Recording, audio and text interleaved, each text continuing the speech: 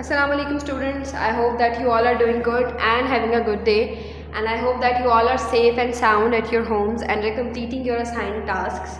So as you all know, you can also see on the top left corner of the board the date and days mentioned, and today is 26th August 2025 and the day is Tuesday, right? So class 5, as you people know that we have been covering chapter number 8 in our past two lessons, in previous two lessons too, and in those previous two lessons, the first of all, the unit number 8, if you people have forgot the what we have read, it was about unit number 8, all about Tahaarah. Okay, okay, let's move on. And in this unit we discussed what is Tahaarah. Tahaarah is basically, an act in order to purify or clean yourself. And then we discussed about what Tahaarah from the aspect of Islam is, and Islam considers cleanliness as half of the faith, as you people know that. And then we should also be aware of the fact that without any, without Tahaarah, without cleanliness, proper cleaning your body, our prayers are not accepted and all that. We discussed it too. Then we discussed it about like what Tahaarah, when your body is not properly cleaned, what are the aspects that can be linked to that. The aspects of Najasa are linked to that. Najasa means impurity. Then we discussed about what is the physical purification and what is spiritual purification, because these are the two things, two major aspects that are being considered important from the Islamic perspective. And then those were about the physical purification and spiritual purification. We have learned that physical purification is to physically purify your body, is to physically clean it properly by using water, because it is the best way to clean your body, taught to us by Islam. And then we also talked about the spiritual purification, means in order to spiritually purify yourself, अपनी रूह की सफाई, अपने जिस्म की सफाई, जिस्मानी सफाई, और उसके बाद अपने रूह की सफाई, that is रूहानी सफाई. So yeah, after discussing physical and spiritual purification, we also discuss about the impurities that physically impurify our body and that spiritually impurifies our body too. And then those physical impurities were the urine, excreta, blood or pus of humans, and the similar is the case with the animals that are considered halal or whether they are considered non-halal. And then the dead flesh of an animal, that is haram or halal, and every part of pig, the saliva of dogs, and also the intoxicants that are considered prohibited or haram in Islam, considered as wudu and considered as wine or beer. Then we also discuss what is the state of impurity. Then when a person is impure, what should he or she do? And those two conditions were the wudu and the ghusl. Ghusl is the ritual way to perform bath or take a shower. And then we also discussed about how to take ghusl in a ritual manner or in a proper manner. And then we also discussed about wudu in detail, that how to perform wudu, why wudu is necessary, what are the things that are obligatory, what are the things that are non-obligatory. But we discussed about the process of the wudu, the process of ablution in detail, and also summed up with the second kalama, the shahadat. And then that's how our previous lesson ended too. So that was the brief introduction, or you can say the brief, the summary of what we have read in the previous lessons. And now for today's lesson we will be progressing along with the obligatory acts in wudu. हमने ये पढ़ लिया कि wudu किया कैसे जाता है, wudu के लिए क्या क्या चीज़ें ज़रूरी हैं. We have also discussed about two hadith that are mentioned in the Bukhari Muslim and are quoted by our beloved Prophet Hazrat Muhammad sallallahu alaihi wasallam, and reported to us by Hazrat Uthman radiyallahu anhu and Abu Hurairah radiyallahu anhu. Now we are about to discuss what are the obligatory acts in wudu, what are the things that we need to consider, we need to take in consideration while we are performing wudu. Moving on. So the first act that is necessary while performing wudu is intention. See, intention is again here. Intention, niya. हर चीज़, हर काम इस्लाम में नियत की बहुत important है, because there is a importance है, because there is a hadith that is also mentioned by our Prophet sallallahu alaihi wasallam, is that Islam अमाल का दारोमदार नियतों पर है. मतलब whatever you perform, whatever action is being performed by you, it all depends upon your intention. उसका दारोमदार किस चीज़ पर है कि आपकी नीयत कैसी है. Got it? So the first act that is considered obligatory in Islam in the aspect of wuzu is intention. Not only the aspect of wuzu, but all of the aspect that we have discussed earlier, intention is the most important thing. Okay, so first one is intention. It's placed in the heart. You are going to perform the wudu. You have to take an intention, a clear intention that I am about to perform a spiritual act. Intention.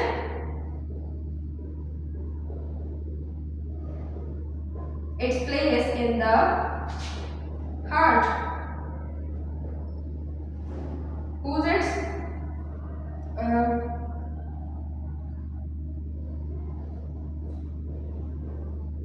wudu. Okay, so means that you are in intention of performing a wudu, you should have a proper place, like means you should have a respect in your heart, place in your heart. दिली रजामंदी और दिली सफाई करना और अपने दिल को means you are intention to perform a spiritual act, then you should be this much, you know, have such a place, such a respect for that specific act in your heart that you are going to do it for a spiritual or a holy purpose. Then the second is washing the face from the hairline. अपने सर से, जहाँ से आपकी hairline start होती है, you have to wash your face to the chin, अपनी ठोड़ी तक, and from ear to ear. Now this is obligatory, you can not skip this. Okay, this is obligatory. The means that you have to wash your face starting from the hairline to the chin of the face and from ear to ear. So what's that? Repeat after me. Second is washing the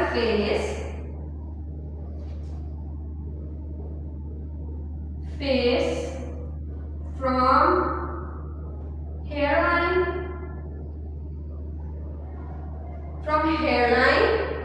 to chin and from ear to ear. एक कान से दूसरे कान तक, from starting from hairline and ending on chin, and then from one ear to another ear. Okay, we are done with two. Then the third one is washing the forearms, अपने बाजुओं की अगली side, to the elbow including the hands, कोहनी तक. Okay, washing your arms till the elbow and including the hands, अपने हाथों को और अपने बाजुओं को कोहनियों तक धोना है. Okay,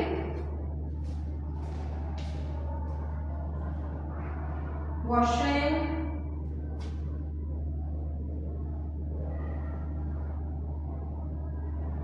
the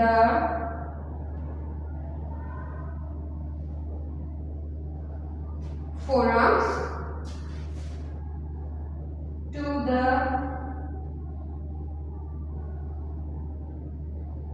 elbow and hands. Washing the forearms to the elbows and also to wash your or one's hands. Then the fourth is wiping the entire head including the ears, अपने पूरे सर को कानों समेत आपने गीले पानी से आपने क्या करना है, you all have to wipe it. Wiping means you do not have to wet your hair, wet your whole head till the ear.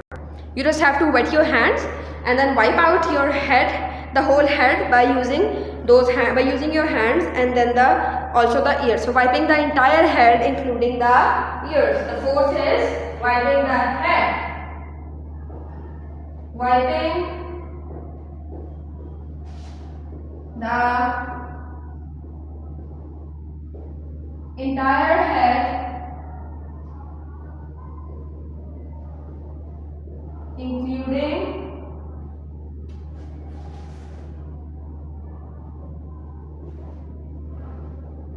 ears.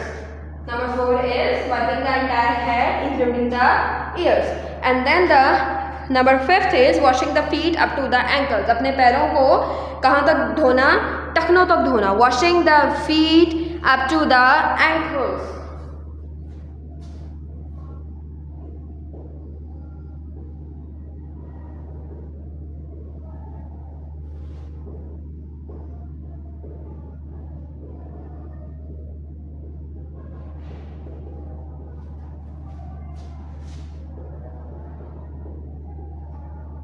Got it?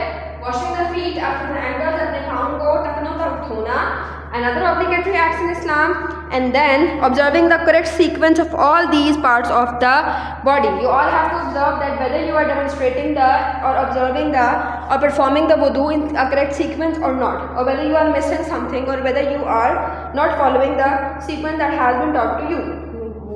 Observing the correct sequence. Observing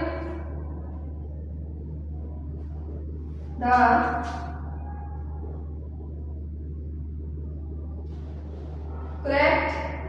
correct sequence, and then not wasting too much or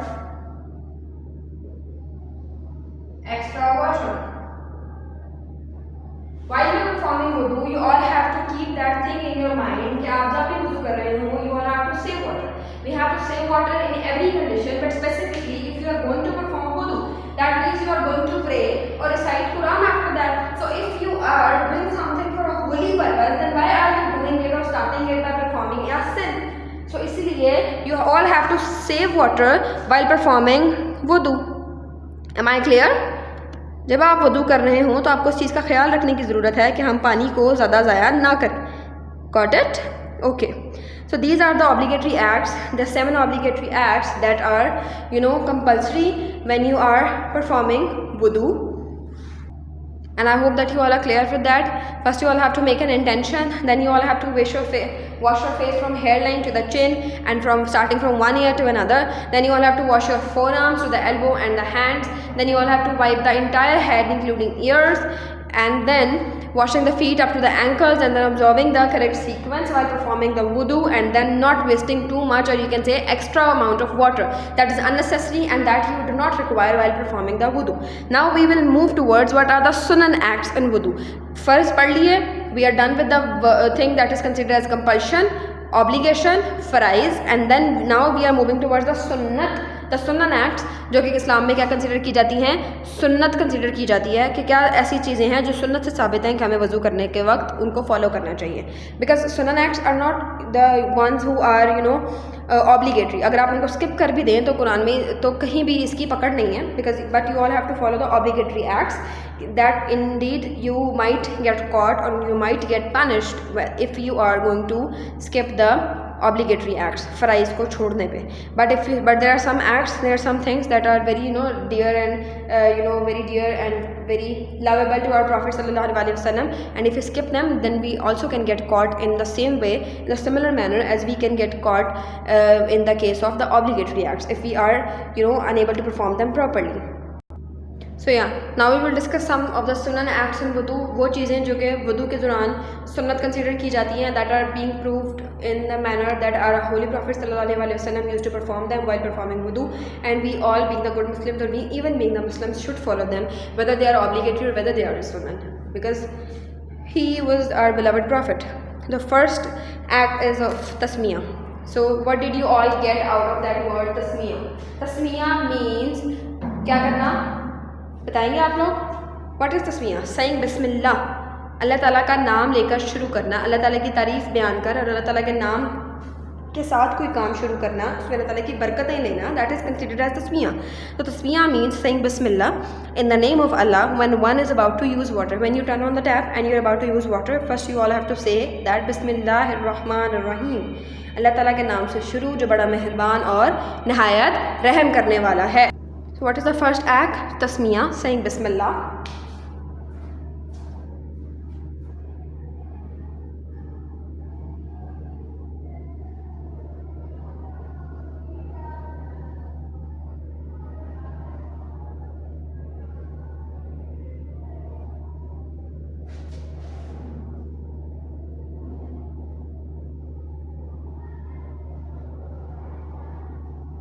Tasmiyah is saying Bismillah. When you are about to use water, when you are start up performing your wudu, the process of ablution, you should turn on the tap and say Bismillah. It is better if you say this 3 times, but if you are saying it one time, that is also appreciated.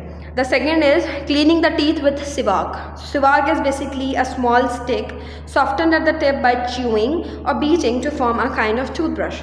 So what is siwak? Siwak एक लकड़ी की stick है. There's a दरख्त specifically, there's a tree specifically from which we can get siwak, and then in Urdu we call it as miswak. All of you, I guess all of you have heard about it. So there is a stick, and it is kind of a stick, and it is hard from both sides.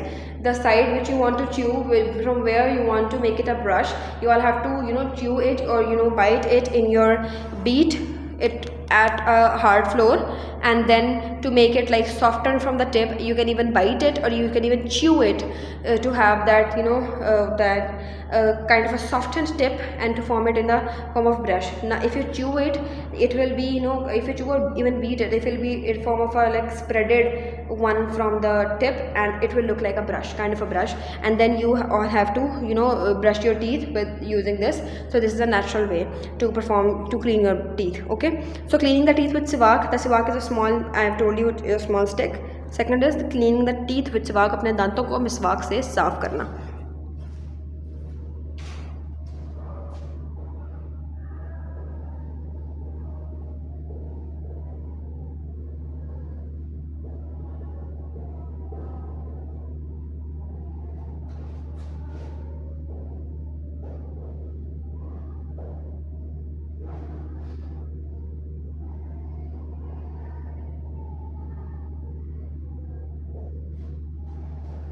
अपने दांतों को मिसवाक से साफ करना, that is also the सुनन act. The third is washing the hands 3 times at the beginning.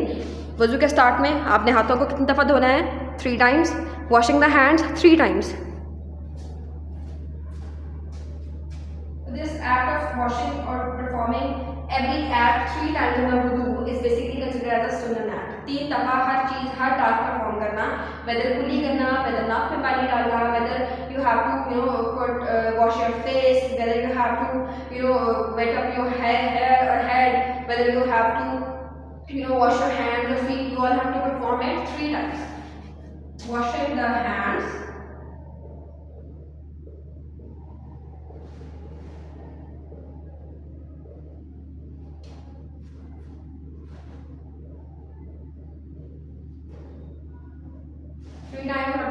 तीन दफ़ा आपने अपने हाथों में जब आप वज़ू स्टार्ट करेंगे. Washing the hand before dipping them into the water container. पानी का वो बर्तन जिसमें आपने अपने लिए वज़ू के लिए पानी स्टोर किया है, उसमें हाथ डालने से पहले आपको 3 दफ़ा हाथ धोने चाहिए. Rinsing out the mouth and snuffing water up the nostrils and then blowing it. मुंह के अंदर खला में पानी की कुल्ली करना, एंड देन अपने नोस्ट्रल्स में पानी डालना, बहाना, एंड देन ब्लो करना. Okay, rinsing out the mouth and stuffing water up the nostrils.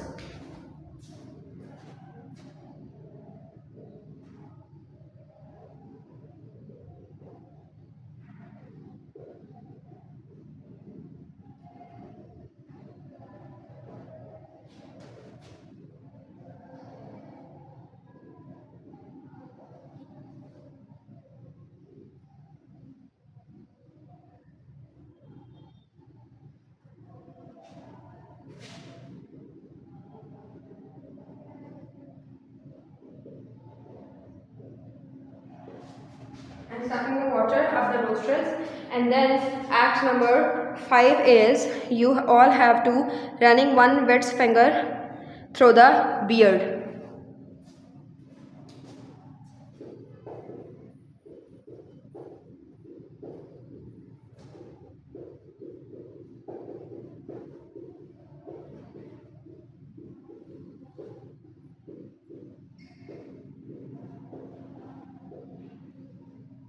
Running one wet finger through the beard. अपने हाथ की गीली उंगलियों को अपनी दाढ़ी में से गुजारना. This is for the grown ups, ये उनके लिए जिनके फेस पे दाढ़ी है बड़ी हुई. Obviously rubbing between one fingers and toes and repeating each washing 3 times. Rubbing between fingers and toes.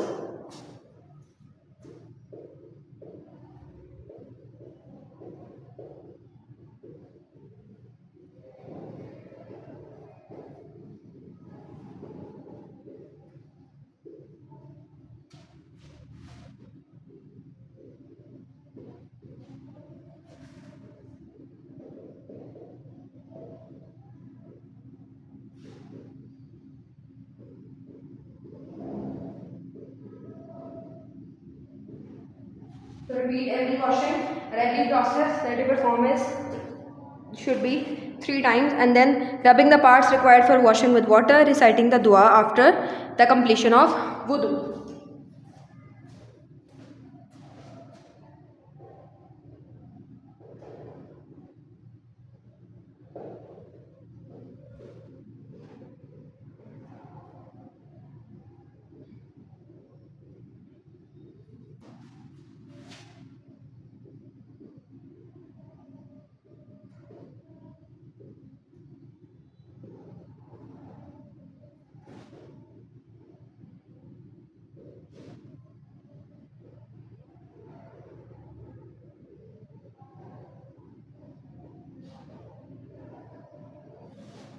So these are the things that are the sunan acts. वुज़ू करने के बाद आपने क्या करना है, वुज़ू की ख़त्म करने की दुआ पढ़नी है. Now we will see and we will learn what are the few things that break wudu, and then we will be ending the lesson. So yeah, these are the certain things that break your wudu, and these are passing urine, passing stool, breaking wind. These are considered as the ritual impurities, and then the other two are deep sleep and then fainting. Okay, fainting means behosh ho jana, or deep sleep matlab bahut gehri neend. So these are the things that can break your wudu. You all have to take care of them.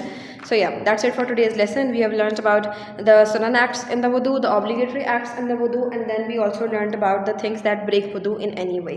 We will discuss about it, what we have read in this lesson, and I will ask some questions in the upcoming lesson too. Till then, take care of yourself, revise your lessons, give your lesson a quick read from your book, and it's on page numbers of starting from 55 ending on 57. So starting from page number 55 and ending on 57, I urge or request you all to give it a read so that you people can understand what is being written in the lesson. Got it? Till then, take care of yourself, stay safe at your homes, and complete your assigned tasks. We will meet in the upcoming lesson, inshallah, and we will progress along with the next chapter number 9. Got it? Okay. Allah Hafiz.